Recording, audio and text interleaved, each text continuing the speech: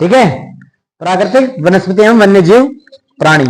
पहला देखो, प्राकृतिक वनस्पति से तात्पर्य उन वन्य जीवों से है जो क्या करते हैं, किसी एक खास क्षेत्र में बिना मानवीय प्रयास के या खेती के उगाए जाते हैं या उग जाते हैं।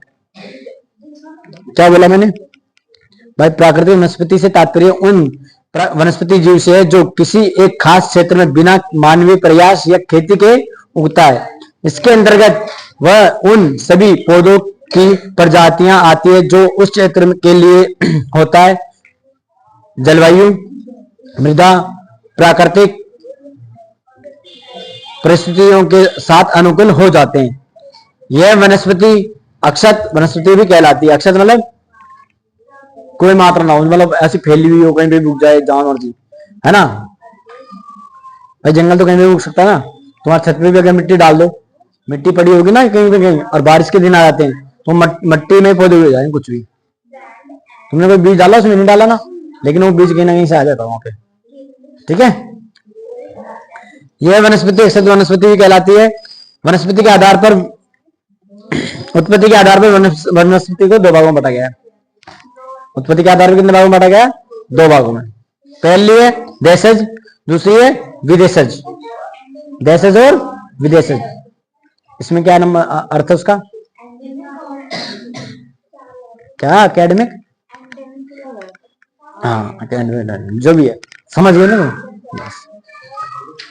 देशज ऐसे वनस्पति जो मूल रूप से स्थानीय या भारतीय है। देशज वनस्पति क्या होती है? जो भारत में उगती हो, भारतीय हो, मतलब भारत में उगने वाले पेड़ पौधे को, इसलिए वो क्या कहलाएंगे? देशज वनस्पति। ठीक है, जो हमारे देश में उगेगी। विदेशज वनस्पति वह वनस्पति जो भारत के बाहर या विदेशी क्षेत्र से आया हुआ हो। अब भारत में उगता है, चलो मान लो उगता भी है भारत में, लेकिन वो विदेश से आया हुआ हो। कोई ऐसा पौधा, ऐसा पेड़ जो भारत में उगता तो है लेकिन वो विदेश से आया था, है ना? कोई ऐसे जैसे अंग्रेज भारत में आ गए तो वो भारत के थोड़ी हो गए, विदेश से ही है ना है। अब फिर उन अंग्रेजों में से कुछ अंग्रेज यहीं रह गए, आजादी के बाद भी अंग्रेज यहीं रह गए, कुछ रहते हैं, मिलते हैं ना अंग्रेज, रहते हैं वीआईपी एरिया में। तो वो अंग्रेज क्या देशज है? नहीं, वो विदेशज है। मतलब रहते भारत में लेकिन आए कहां से? विदेश से आए। वैसे ही वनस्पति है, उगती भारत में, उग तो भारत में ही, लेकिन वो आए कहां से? विदेश से आई है। ठीक है ना? उस वनस्पति को क्या बोलेंगे? विदेशज। जो भारत में उगने वाले पौधे होंगे, भारतीय पौधे होंगे, वो क्या होंगे? देशज। जो विदेश के पौधे होंगे, जो विदेश के पौधे भारत में उगते होंगे, उसको क्या बोलेंगे? विदेशज।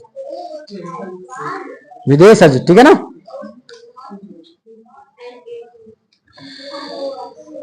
वनस्पति जगत। अब वनस्पति जगत क्या है देखो, वनस्पति जगत क्या है? वनस्पति जगत से तात्पर्य सामूहिक वनस्पति जीवन से है जो किसी एक क्षेत्र में एक खास अवधि में उगते हैं। इसके अंतर्गत विभिन्न प्रकार के पौधे, फूल, वृक्ष, झाड़ियां एवं अन्य वनस्पति शामिल होती है। वनस्पति जगत क्या होता है कि वनस्पति है क्या? वनस्पति आपने बोल दिया भाई, ऐसे पौधे जो बिना किसी किसान के या बिना किसी मेहनत के उगाए जाए, ऐसे उग जाए, है ना? मन में पढ़ो, बिना मानव के प्रयास के या बिना खेती के उग जाए, उसको क्या बोलते हैं? वनस्पति। ध्यान दिया अगर मैं पहले बता रहा हूं, उसको क्या बोलते हैं? वनस्पति। लेकिन वनस्पति भी, चलो मान लिया जो जिस पौधे को किसान ने नहीं उगाया, जिस पौधे को बिना खेती के उग गया, वो उस पौधे को आप बोल दिए वनस्पति। लेकिन वनस्पति होता क्या है? ये पौधे कौन कौन से होते हैं? तो कौन कौन से? देखो, वनस्पति जगत मतलब वनस्पति जगत में कौन कौन से पौधे आते हैं? देखो क्या आता है? वनस्पति जगत से तात्पर्य सामूहिक वनस्पति जीवन से है जो किसी एक क्षेत्र में एक खास अवधि के लिए उगते हैं। इसके अंतर्गत एक खास अवधि में उगते हैं। इसके अंतर्गत विभिन्न प्रकार के फूल, पौधे, वृक्ष, झाड़ियां आदि हो सकती है। अरे अब आप देखो मौसम के अनुसार कैसे ये बोल रहा है। जैसे आम है, आम कब आते हैं? गर्मियों में। सेब सर्दियों में, है ना? ठंडा, जहां ठंडा माहौल होगा वहां आएंगे। सर्दी गर्मी हमेशा अब तो आम हो या सेब हो 12 महीने चलते हैं, है ना? लेकिन मौसम के अनुसार जामुन कब आते हैं? बारिश के दिनों में आते हैं ना जामुन, तोड़ तोड़ के आते हो तुम लोग। सरसों कब आती है? सरसों गेहूं बारिश के टाइम, ये सर्दी में आते हैं। बाजरा कब आता है? गर्मियों में आता है ना, सर्दी शुरू होने से पहले पहले। ये चीज है ना, तो ये अभी बताओ टाइम के अनुसार उगाई जा रही है, तो इनके लिए भी ये बोला गया है वनस्पति जगत के लिए, भाई एक टाइम के अनुसार उगने वाली, इनका भी एक टाइम होता है उगने का। फूल होते हैं, अब सर्दियों में ना बहुत सारे फूल लगते रहते हैं, कोठरी में देखना पूरी कोठरी में फूल ही फूल लगेंगे। सर्दियों के फूल अलग होते हैं, गर्मियों के अलग होते हैं। गर्मियों में ऐसे लगेंगे जिनमें पानी कम दिया जाए। वे गर्मियों में कौन से फूल लगते हैं? जिनमें पानी कम दिया जाता है, मतलब जो पानी कम खाए। क्यों? क्योंकि गर्मी में गर्मी पड़ेगी, जिसको ज्यादा पानी की जरूरत होगी तो तुरंत मर जाएगा पानी डालोगे तो उसमें ऐसे पौधे होने चाहिए जो 3-4 दिन कम, अगर बाई चांस पानी ना डाले 2 दिन 3 दिन तो जले ना, ठीक है ना, ऐसे पौधे होते हैं। फिर आगे देखो, फिर प्राणी जगत, नेक्स्ट क्या है? प्राणी जगत। प्राणी जगत से क्या है? प्राणी जगत से तात्पर्य किसी खास अवधि में किसी खास क्षेत्र में सामूहिक प्राणी जीवन से है जो उस क्षेत्र में निवास करते हैं।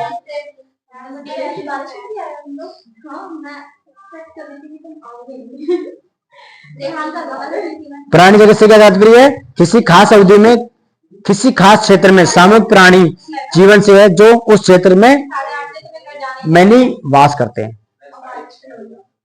ठीक है, किसी क्षेत्र के अनुसार, जैसे ठंडे में भालू रहते हैं, पता है ना, भालू बड़े बड़े बाल वाले कश्मीर में ऐसे मिलते हैं ना, मतलब कश्मीर में अभी कोई जानवर, वहां बकरी मिल जाएगी, कोई दूसरी प्रकार की बकरी मिलेगी, कोई दूसरे प्रकार की भेड़ मिलेगी जिनमें ज्यादा ऊन होगी, क्योंकि जिनमें ऊन होगी तो ठंड कम लगेगी। और यहाँ पे क्या मिलेगी? जिनमें कम ऊन होगी, गाय भैंस मिल जाती है। वहां मिलेगी कश्मीर में गाय भैंस? वहां तो गर्मी ठंडी इतनी होती है बहुत ज्यादा। इनमें स्तनधारी पक्षी, सरीसृप, मछली और अन्य वन्य जीव समेत विभिन्न प्रकार के जानवर शामिल होते हैं। देखा मैंने कहा था ना, कौन कौन आते हैं इसमें? स्तनधारी पक्षी, सरीसृप, मछली और अन्य जीवन, मतलब जिनमें, किसने रखा था वो? रियान भाई, यहां से उठाए कौन लेके गया है? बस तो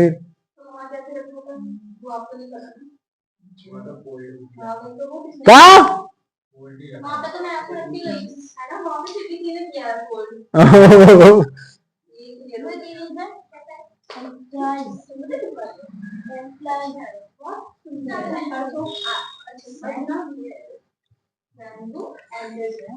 ठीक है, नेक्स्ट आओ। देखो पता चल गया ना प्राणी जात क्या होते हैं? भाई बकरी, हाँ स्तनधारी दूध, मतलब स्तनधारी मतलब बकरी भी आ गई, भेड़ भी आ गई, भैंस भी आ गई, सब आगे दूध देने वाले, जिससे दूध देते हैं, है ना। पक्षी, सारे पक्षी आगे जितने पक्षी होते हैं। सरीसृप जो सांप वाप सारे जानवर, सांप आ गए, कीड़े, मछली आ गई, वन्य जीव आ गए जो जंगल में पाए जाते हैं, सब आ गए इसमें, ठीक है ना। प्राणी जगत का मतलब क्या होता है? कि जिसमें सारे जीव आ जाते हैं, स्तनधारी हो, जमीन पे रहने वाले हो, जंगल में रहने वाले हो, कुछ भी हो, मछलियां पानी में रहने वाली हो, कुछ भी। वनों का महत्व, अब वनों का महत्व क्या है? इंपॉर्टेंस इन, जंगल को क्या बोलते हैं? वन को क्या बोलते हैं? Forest. Importance, forest important, forest in importance tense, ठीक है। फॉरेस्ट इंपोर्टेंस, पहला ऑक्सीजन प्रदान करना, गिव ऑक्सीजन, जलवान लकड़ी, फायर वुड्स, फायर वुड्स हो गए ना, लकड़ियां, ऐसे लग जाएगा ना। खाद को क्या बोलते हैं इंग्लिश में? क्या?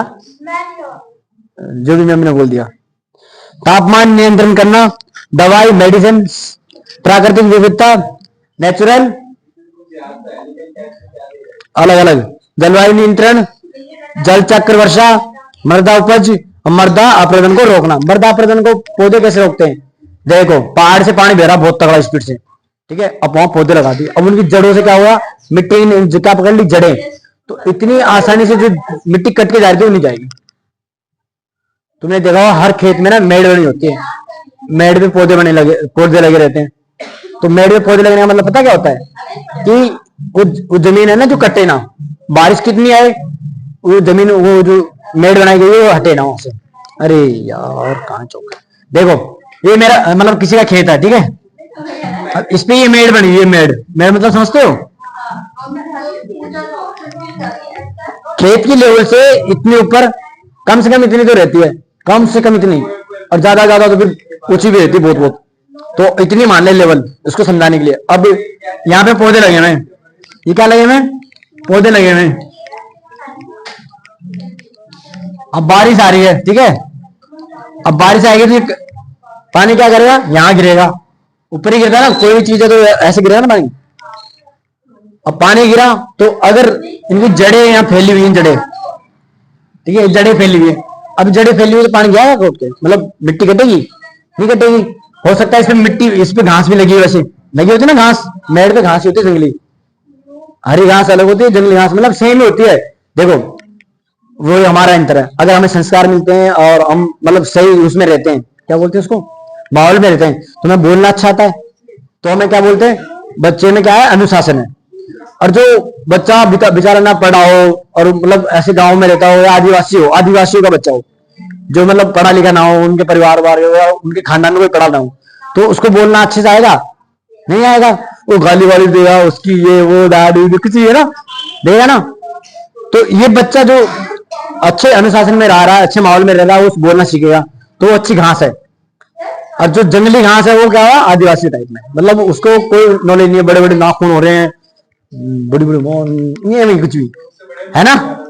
तो यही चीज है, यहाँ पे क्या होती है, जंगली घास होती है। अब जंगली घास, अब देखो नॉर्मल खाना खाने वाला आदमी और एक बढ़िया डाइट लेने वाला आदमी, फर्क होगा ना दोनों में। डाइट लेने वाले में पावर भी होगी, दम भी होगा, हर चीज होगी, और जो नॉर्मल खाएगा उसमें नहीं होगी। वही चीज है, ये जंगली घास है, इसको जो हर खाद डाल रहा है खेत में तो उसके ऊपर जा रहा है। और जो हमारी नॉर्मल घास लगाते हैं उसमें खाद जाएगा कहाँ से, जाएगा एक साल में 2 बार चले जाएगा, यहाँ भाई साल में 4 बार 3 बार 4 बार फसल में खाद डलता है, 4 बार इसमें खाद डलेगा, बताओ आया ना। अच्छा पावरफुल होगी, तो पेड़ से जब बारिश गिरेगी तो कटेगी घास।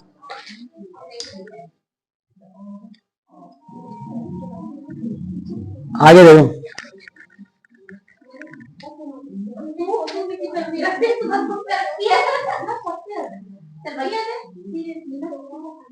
देखो नेक्स्ट है, भारत में निम्नलिखित प्रमुख प्रकार के वनस्पति पाए जाते हैं। अब भारत में कौन कौन से वनस्पति पाए जाते हैं, उष्णकटिबंधीय सदाबहार वन,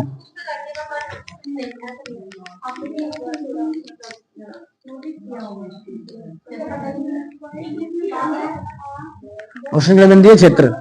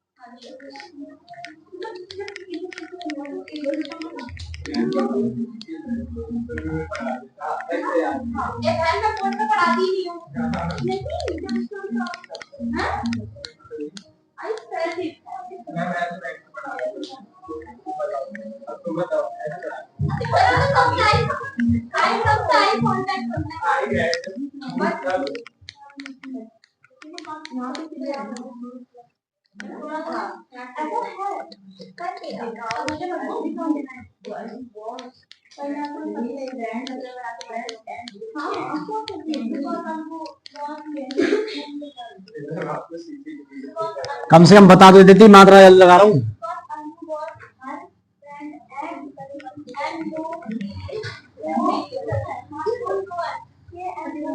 पर्णपाती हो गया, कटिल्य वन,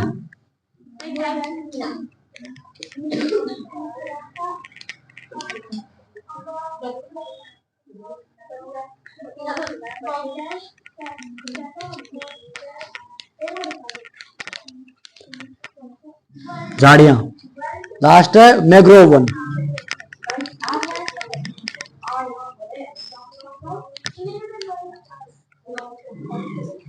मैंग्रोव वन,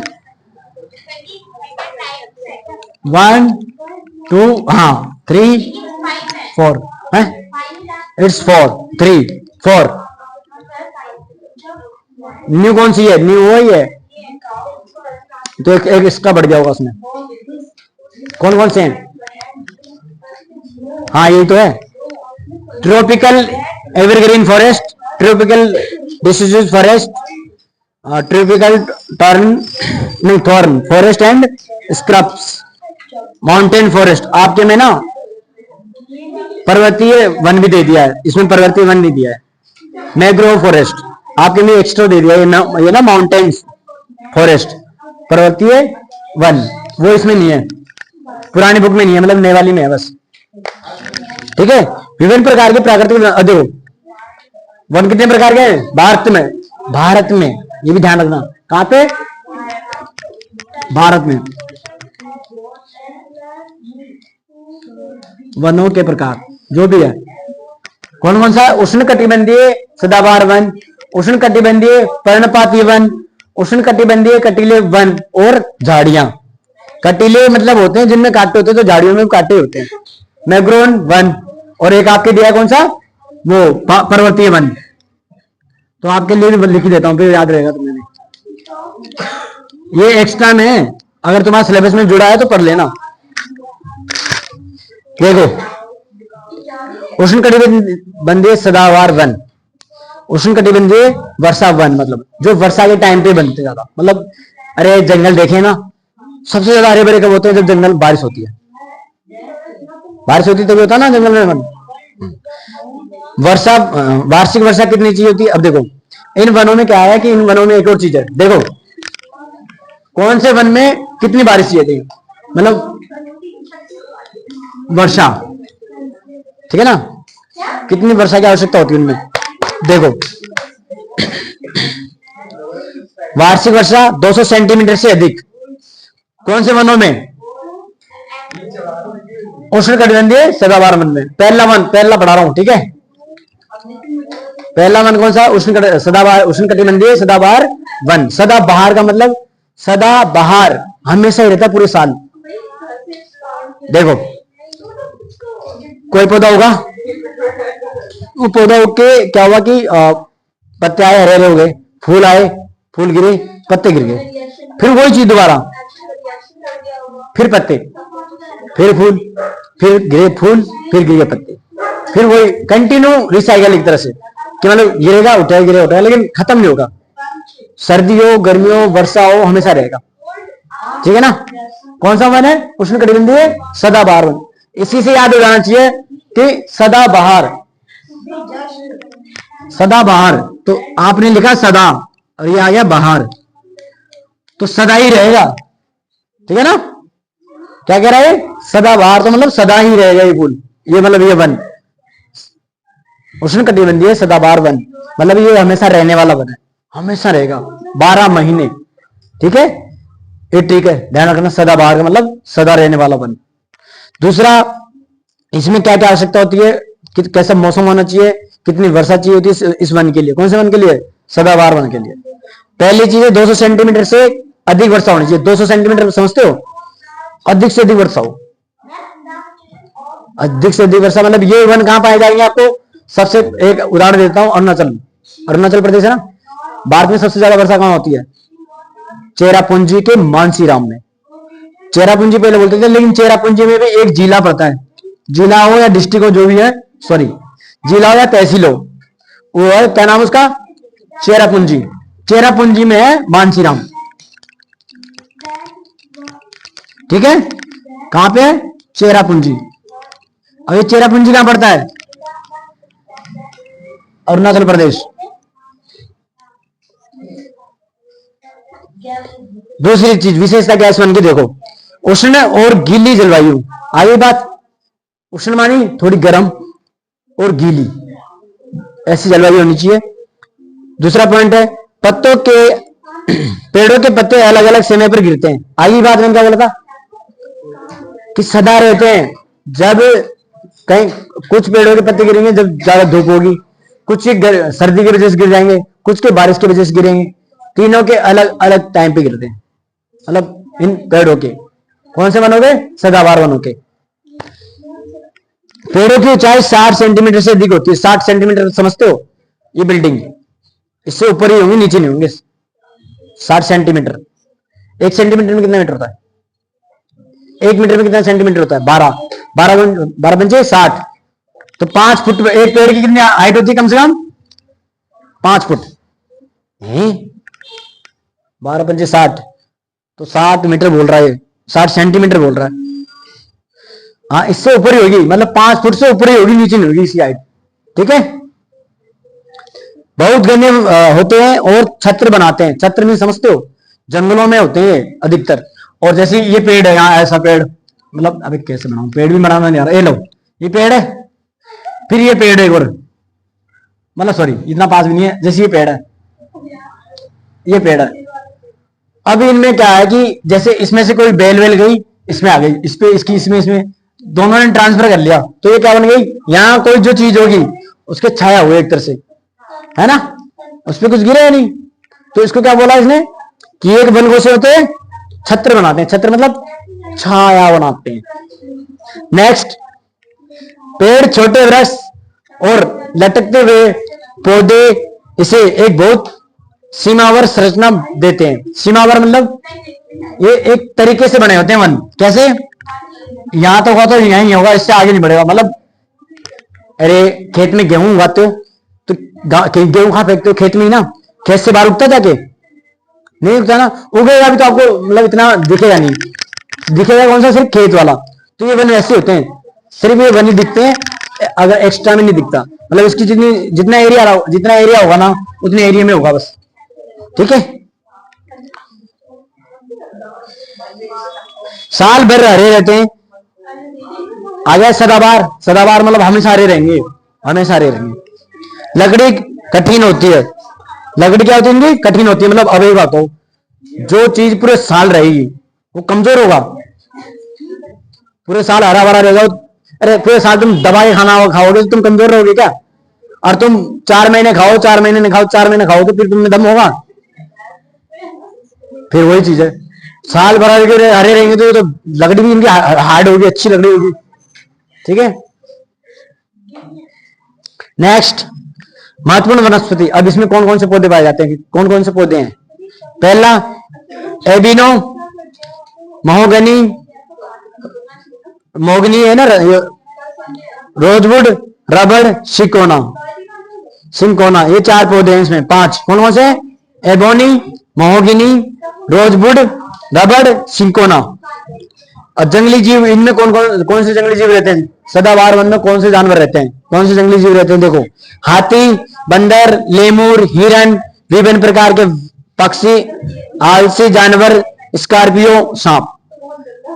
मतलब देखो, वो जो बाहर ना जाए, जिनको आलस ज्यादा रहते हैं, आलसी होते हैं ना, आलसी सोते रहते हैं, है ना, जो सोते रहे, या जिनको आलस आए, लेजी, आलसी होते हैं ना, तो वो क्या होते हैं कि इन जंगलों में ज्यादा रहते हैं। क्यों? तो इन जंगलों में कोई डिस्टर्ब नहीं करेगा,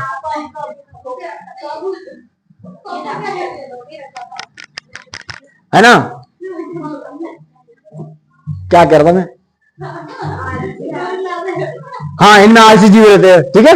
क्या करते हैं? उनको सोना ही सोना होता है, तो कैसे जाके सोएंगे? ये देखो, ये जंगल है, ये वन है। सांप क्या करेगा? यहाँ लेट के लपेट जाएगा, सोता रहेगा। ठीक है।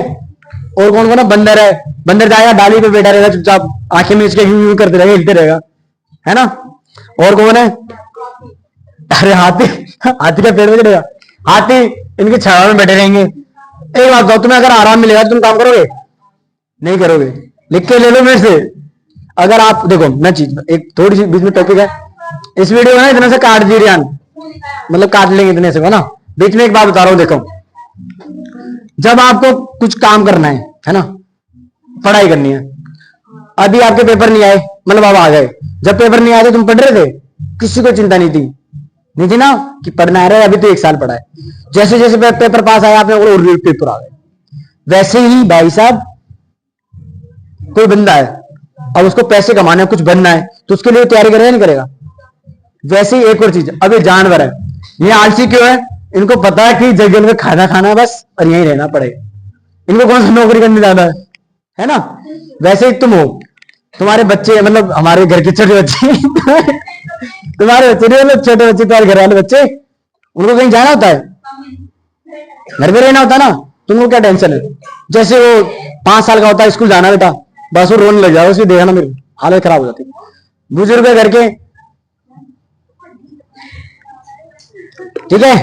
नेक्स्ट आओ, राज्यों में पाया जाता है। अब कौन कौन से राज्यों में पाए जाते हैं सदाबहार वन, देखो। पश्चिमी घाट, पश्चिम घाट, अंडमान निकोबार द्वीप समूह और लक्षद्वीप, असम, तमिलनाडु। देखो पश्चिमी घाट, भारत कहाँ है, ये भारत है, ये भारत है। पश्चिम, पूर्व, उत्तर, दक्षिण। अब पश्चिमी घाट तो इसे इस वाले एरिया में इन पे पाए जाएंगे वन, हमेशा हरे रहेंगे जो, ठीक है। गुजरात ये ऐसे मतलब बता दो रहा ना। पश्चिम घाट, अंडमान निकोबार द्वीप समूह, समुद्र के बीचों बीच जो समूह है, यहाँ पे अंडमान निकोबार द्वीप और यहाँ पे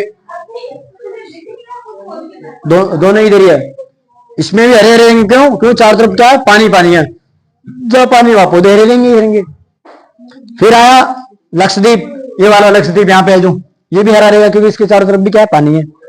असम, असम कहाँ है तो मैंने बताया था, उत्तर बिहारी, झारखंड आया, छत्तीसगढ़, आंध्र प्रदेशी, नहीं ये अलग है।